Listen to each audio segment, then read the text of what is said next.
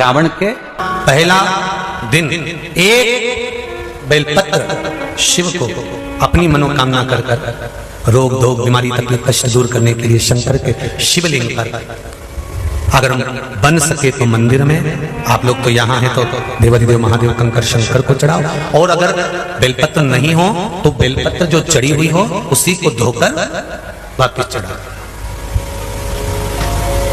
वापिस,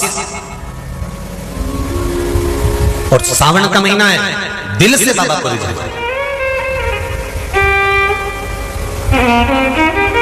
हम धर्म करने के चक्कर में, परमात्मा के भजन के चक्कर में किसी का अपमान न करें। कोई भी एक नियम अवश्य धारण करो पूरे सावन कि मैं शिव जी के मंदिर जाऊंगी या बेलपत्र को जल चढ़ाऊंगी या शंकर जी के मंदिर का दर्शन करूंगी या शिखर का दर्शन करूंगी या शिव जी के मंदिर में एक चावल का दाना या 2 लोटा जल का स्मरण या बाबा देवाधिदेव महादेव का मंत्र स्मरण करूंगी। प्रतिदिन अपने हाथ में 2 लोटा जल भरकर शिव को जल की धार लगाऊंगी। कोई भी एक नियम अपने श्रावण महीने में अवश्य रखें, और नियम पूरा होता है तो बाबा करुणा करते हैं। संतान की प्राप्ति के लिए अगर 16 सोमवार का व्रत उठाया जाता है तो श्रावण के पहले सोमवार से उठाया जाता है। कब से उठाना चाहिए? श्रावण का पहला सोमवार। शंकर को श्रावण प्रिय है, एक कारण कहा कि मंथन में जो विष निकला उस विष का पान किया और भगवान देवताओं ने मिलकर भगवान शंकर का जलाभिषेक किया। दूसरा कारण कहा, माता सती ने शंकर को पाने के लिए श्रावण के महीने में ही सबसे ज्यादा साधना करी है। और क्या करा था माता सती ने? एक बालू का मिट्टी का शिवलिंग बनाती थी, प्रतिदिन शिवलिंग का निर्माण करती थी और शिवलिंग का निर्माण कर कर उसकी पूजन कर कर अर्चना कर कर उसका विसर्जन करती थी सती माता। और माता सती का नियम था भगवान शंकर को पाने के लिए शिवलिंग का। तो हमारे यहाँ शिव महापुराण में लिखा है कि पार्थिव शिवलिंग का निर्माण होना चाहिए, और पार्थिव शिवलिंग का निर्माण करना है तो उसके लिए भी वर्णन करा गया। ब्राह्मण श्वेत मट्टी के शिवलिंग का निर्माण करे, वैश्य पीली मट्टी के शिवलिंग का निर्माण करे, क्षत्रिय लाल मट्टी के शिवलिंग का निर्माण करे और शूद्र काली मट्टी के शिवलिंग का निर्माण करे। कितना बड़ा शिवलिंग बनाना चाहिए?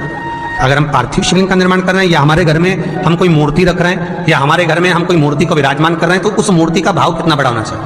तो कहा जमीन पर अपने हस्त कमल को रखकर अंगूठे को ऊंचा कर कर देख लो, बस इतनी बड़ी मूर्ति घर के अंदर होना चाहिए। चाहे वो लड्डू गोपाल की हो, चाहे वो दुर्गा भवानी की हो, चाहे वो राम जी की हो, शंकर जी की हो, कृष्ण की हो, जिसकी रखना हो, बस इतनी बड़ी मूर्ति घर के अंदर होना चाहिए। क्यों? इससे बड़ी अगर मूर्ति होती है तो जैसे मंदिर में सेवा होती है उतनी सेवा की उसको जरूरत पड़ती है, और अगर इससे छोटी मूर्ति होती है, जितनी छोटी होगी उतनी सेवा कम करना पड़ती है। तो मूर्ति जितनी छोटी होगी उतना सुख प्रदान करेगी, उतना आनंद देगी। पर श्रावण के महीने में यदि आप रोज शिवलिंग नहीं बना सकते तो पूरे महीने में एक बार शंकर का शिवलिंग का, पार्थिव शिवलिंग का निर्माण करना चाहिए, जरूर करना चाहिए। और पार्थिव शिवलिंग का निर्माण कर कर उसकी आराधना, उसकी अर्चना, उसकी पूजन करना चाहिए। नमः शिवाय, ओम नमः शिवाय, ओम नमः शिवाय, नमः शिवाय। पार्थिव शिवलिंग का जब भी निर्माण करें, किसी थाली में या पात्र में, जिसमें भी आप निर्माण कर रहे हैं, उस पार्थिव शिवलिंग को बनाने से पहले उसके अंदर, पात्र के अंदर एक बेलपत्र रखे। बेलपत्र क्या, आपको कथा में कल कहा था, बेलपत्र का वृक्ष माता पार्वती के नयन अश्रु से प्रकट हुआ है और रुद्राक्ष का वृक्ष शंकर भगवान के नयन अश्रु से प्रकट हुआ है। तो बेलपत्र रखकर फिर उसके ऊपर शिवलिंग का निर्माण करें, फिर उसके ऊपर शिवलिंग, उसका लाभ आनंदित होगा, उसका सुख आनंदित, वो आनंद फल देने वाला होगा। कई लोग सीधे थाली में शिवलिंग बना देते हैं। माता पार्वती के हस्त कमल पर शिवलिंग का निर्माण है महाराज, हस्त कमल सुख देने के लिए। तो भगवान शंकर के शिवलिंग का निर्माण करें। माता सती ने भी किया। यही श्रावण के महीने में माता सती शंकर भगवान के शिवलिंग का निर्माण करती है, पूजन करती है, अर्चना करती है। फिर शाम के समय उस शिवलिंग को मस्तक पर स्पर्श कर कर जलाशय में, कुंड में, जल में, बावड़ी में, कुएं में, तालाब में उसका विसर्जन करती है माँ। दूसरा कारण कहा, सती शंकर को इसी श्रावण में रिझाई थी, इसलिए शंकर को श्रावण अति प्रिय है। कि पहले आती है नवमी, फिर आवेगी एकादशी, देवसोनी। तो भंडारिया नवमी का मतलब क्या होता है? भंडारिया नवमी का स्मरण क्या होता है? अभी आपको कहा था 9 जगह पर बेलपत्र चढ़ती है। भंडारिया नवमी का मतलब ही यही है कि भगवान विष्णु सोने जाने से पहले नवमी तिथि के दिन 9 बेलपत्र भगवान शंकर को समर्पित कर कर भगवान शिव के मंदिर में बैठकर भगवान शंकर की आराधना कर कर भगवान विष्णु लक्ष्मी जी के साथ अपनी सृष्टि का कार्यभार 4 महीने के लिए शंकर जी को सौंप देते हैं भंडारिया नवमी के दिन। और एकादशी के दिन से, देव सोनी एकादशी के दिन जब भगवान सोते हैं, उस दिन से भगवान शंकर पूरे कार्यभार को देखते हैं। पूरे कार्यभार, जब कार्यभार सौंपा गया, भगवान शंकर सृष्टि का संचालन करने लगे, तब ब्रह्मा और विष्णु ने आकर शंकर जी की आराधना यही श्रावण के महीने में करी थी कि आपने पूरा कार्य अच्छे से संभाला। इसलिए शंकर को श्रावण अति प्रिय है। यह तीसरा कारण है शंकर को श्रावण प्रियता का। अब शिव महापुराण की कथा करिए कि शंकर को श्रावण प्रिय चौथा कारण वर्णन करा कि यह कारण भगवान शंकर की आराधना माता पार्वती ने बाल्यपन से करी, खूब करी, खूब दिल से करी। आपके घर के पास में जो शिवालय है भगवान शंकर का, एक छोटा सा शिवलिंग है। मानो अगर दिल से तुमने मान लिया कि ये केदारनाथ है, दिल से तुमने मान लिया कि महाकाल है, दिल से तुमने मान लिया कि भीमा शंकर है, दिल से तुमने मान लिया कि ये मल्लिकार्जुन है, दिल से तुमने मान लिया कि विश्वनाथ है, जिस दिन तुम्हारा मन पर जाए, श्रावण के महीने में जब तुम 2 लोटा जल चढ़ाने के लिए जाओगे, श्रावण के महीने में जब तुम 2 लोटा जल चढ़ाने के लिए जाओगे और 2 लोटा जल तक तुम अपने हाथ में लेकर चढ़ाओगे, जिस दिन तुम्हारा चित्त में मन में आ जाए कि आज मैं विश्वनाथ नहीं गई हूं, मैं सावन के महीने में मैंने विश्वनाथ का दर्शन नहीं करा है, सावन के महीने में मैं काशी नहीं गई, सावन के महीने में मैं गंगा के घाट पर नहीं गई, जिस दिन सावन के महीने में तुम्हारे मन में आ जाए, 2 लोटा जल लिया, शंकर जी को चढ़ाते हुए अपने मन में विचार कर लिया कि मेरे विश्वनाथ, मैं तुम्हारे दरवाजे तो नहीं आ सकी, पर मेरे जल में अगर बल होगा तो इस जल को आप वहां से यहां आकर स्वीकार कर लोगे। वो विश्वनाथ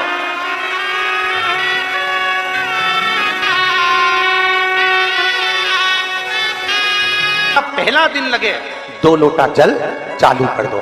श्रावण के पूरे महीने 2 लोटा जल अपने घर से लेकर जाओ, और अपने घर से जब जल लेकर जाओ तो ये विचार कर कर जाना, आज मैं शिव को काशी में, आज मैं शिव को केदार में, आज शिव को अमरनाथ में, आज शिव को भीमा शंकर में, आज शिव को मल्लिकार्जुन में। और फिर निवेदन करूंगा, जिस बहन को 19 और 20 साल तक भी औलाद नहीं हुई हो, तो कृष्णेश्वर महादेव का नाम लेकर 2 लोटा जल तुम्बकेश्वर महादेव का नाम लेकर चढ़ा कर देखना, सावन के बाद में बाबा संतान जरूर देगा, झोली जरूर भरेगा। कहीं नहीं जाना, अपने नजदीक में, अपने घर के पास में, अपने मोहल्ले में, अपनी गली में, अपने चौराहे पर, अपने घर के पास में जो शिवालय हो, जो शंकर का मंदिर हो, वहां जाओ, 2 लोटा जल समर्पित करो। और फिर निवेदन करूंगा, जल से ज्यादा जरूरी है मेरे भोलेनाथ जी के मंदिर की सफाई करना।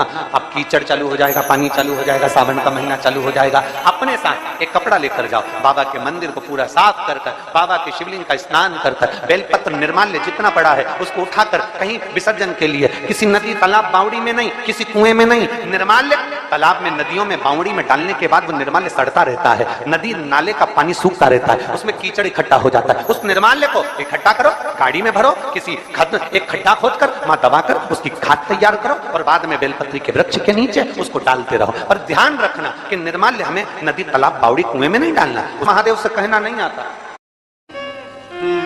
हर ब्राह्मण 107 बेलपत्र शिवलिंग पर, 1 बेलपत्र अशोक सुंदरी पर 108। आज दशरथ जी के शरीर में, जो हर ब्राह्मण है, इसके शरीर में आज ताप आ गया, बुखार आ गया। हर ब्राह्मण ने कहा बुखार, ज्वर, अभी मुझे मत आना, मैं मंदिर जा रहा हूं, फिर निकल जाऊं तब आना। कौन होगा जो ज्वर को, बीमारी को, दुख को रोक देगा? हर ब्राह्मण ने शंकर का नाम लेकर दुख को रोक दिया, बुखार को रोक।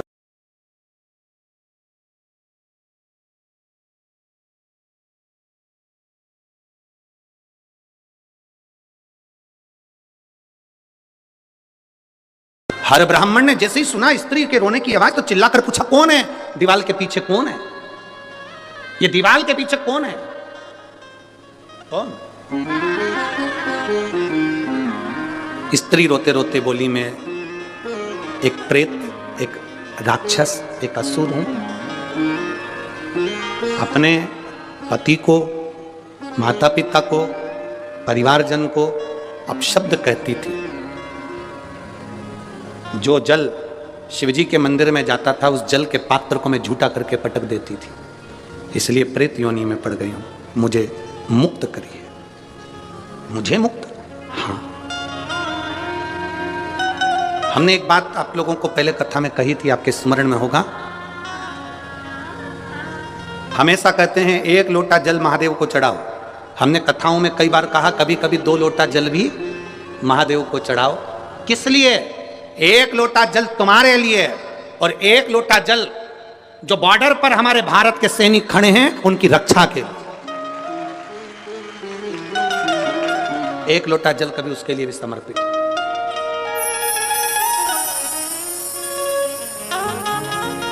पूछा हर ब्राह्मण ने, तुम कौन? मैं प्रेत। मैं प्रेत। मेरी मुक्ति करिए। हर ब्राह्मण ने कहा, जो मैं शंकर भगवान को 108 बेलपत्र चढ़ाता हूं उसमें से एक बेलपत्र का फल आज तुझे देता हूं। और एक बेलपत्र का जो फल दिया वो प्रेत योनि से छूट गई। हर ब्राह्मण के चरणों में पड़कर बोली, तुमने मुझे प्रेत योनि से मुक्त करा। शिव को 108 बेलपत्र रोज चढ़ाए हैं। तुम अगला जन्म तुम्हारा राजा दशरथ के रूप में होगा और तुम्हारे घर में स्वयं राम तुम्हारी गोद में खेलेंगे। स्वयं राम।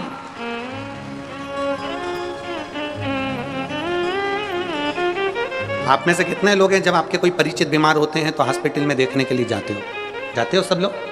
जम के तो बोलो जरा, जाते हो? आपसे निवेदन है, कोई परिवार में, मोहल्ले में, कॉलोनी में, सोसाइटी में, नगर में, गांव में कोई बीमार पड़ा है, हॉस्पिटल में पड़ा है, उसको देखने जाओ तो 1 किलो सेव फल भले मत ले जाओ, केले फल फ्रूट भले लेकर मत जाओ, पर इतना जरूर करो, कोई बीमार पड़ा है तो उसके हॉस्पिटल में जाने से पहले शंकर जी के मंदिर में 1 लोटा जल चढ़ाकर प्रार्थना कर जाना, बाबा मैं जिसको देखने जा रही हूं उसको सही कर देना। आप मेरे साथ चलो मेरे शंभू, आपका जल मेरे साथ चले। शिवजी का चढ़ा हुआ जल अपने हाथों में लगाकर एक बार जब मरीज से मिलने के लिए जाओ तो उसको जरूर अपना स्पर्श का भाव देकर कि तू ठीक होगा, चिंता मत करना, मैंने देवादिदेव महादेव से प्रार्थना करी है, वो तुझे ठीक करेगा ही करेगा, तुझे दुख नहीं दे सकता।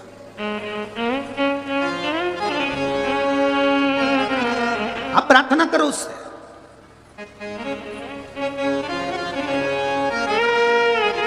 आप निवेदन करो उससे, सुनता, सुनेगा।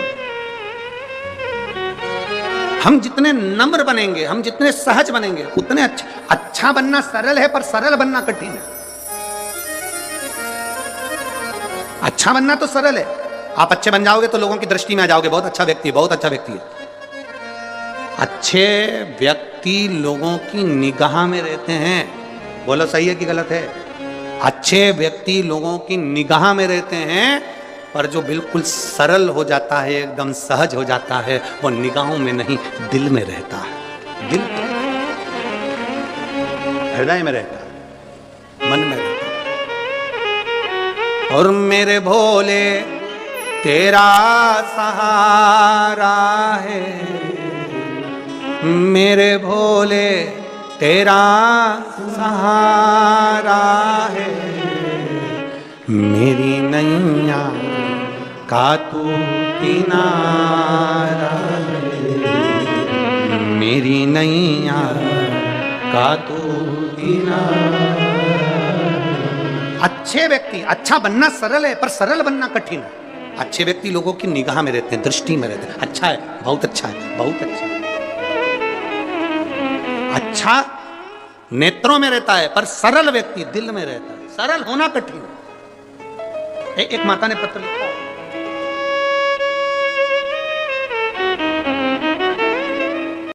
पहले नंबर का पुष्प है पारिजात का पुष्प, दूसरे नंबर का पुष्प है, बोलते जाओ ले ले, कनेर का पुष्प, तीसरे नंबर पर पुष्प है शमी का पुष्प, चौथे नंबर पर पुष्प है मंदार आकड़े का पुष्प, और 5वें नंबर पर जो पुष्प है वो है धतूरे का पुष्प। अब इन पुष्पों के अलावा भी कई पुष्प देवादिदेव महादेव को चढ़ते हैं, उनका एक अलग अलग नियम है। पर सावन के महीने में नीला कलर का जो पुष्प होता है, हार श्रृंगार का पुष्प, एक अगर देवादिदेव महादेव को आपने चढ़ाना चालू कर दिया, समर्पित करना प्रारंभ कर दिया, तो आपको पीछे पलट कर देखने की जरूरत नहीं पड़ेगी, महादेव हाथ पकड़ ही रहता है। में केवल एक, शिव जी कहते हैं केवल एक मुझे लोग पशुओं का देव भी कहते हैं, पशुपतिनाथ भी कहते हैं। उसका फल मैं तुम्हें बता रहा हूं। पार्वती, शिवरात्रि, प्रदोष, सोमवार की अष्टमी, श्रावण, भादो, कुंवार, कार्तिक, चातुर्मास, ये जितने भी बड़े बड़े व्रत साधन जो आते हैं, इन साधनों में मनुष्य को व्रत करता ही है। संत, साधु, सन्यासी, तपस्वी तो साधना करते ही हैं, पर साथ में मान लो कोई श्वान है, कुत्ता है, कोई जीव है, कोई जंतु है, और मालूम पड़े कि आज शिवरात्रि का दिन है या प्रदोष का दिन है या सोमवार का दिन है, और वो सुबह से उसको कुछ भी खाने नहीं मिला, भूखा है, प्यासा, उसको कुछ भी नहीं मिल रहा,